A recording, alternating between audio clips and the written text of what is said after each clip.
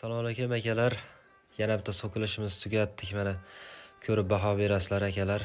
Bilasizlariga 3 ta koronali bo'lgan. O'sha hisobda 1 metr so'kilga 2 qator pastga to'g'ri kelgan, 2 qator chahi. 3 qator koronasi chahlanmagan, pastda qolib ketadigan joylarni chahlamasdan qo'yib berganmiz fasonga. Arzonroq variantini qidirganlarga akalar. Pone Xitoy granit ishlatilgan, Xitoy Angola Black granitidan.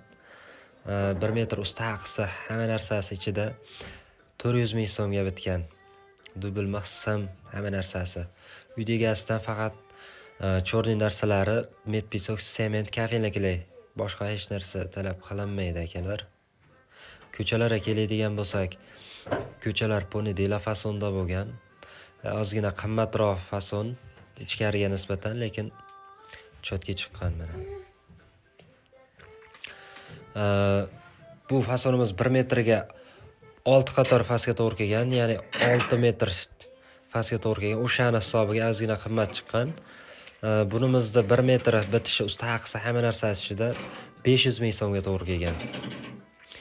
Agar kimga shunaqa xizmatlar kerak bo'ladigan bo'lsa, akalar pastdagi nomerga aloqaga chiqaverasizlar. Xudo xolasa oqarishib ketmaydi, bilasizlar, yo'qolmaydi.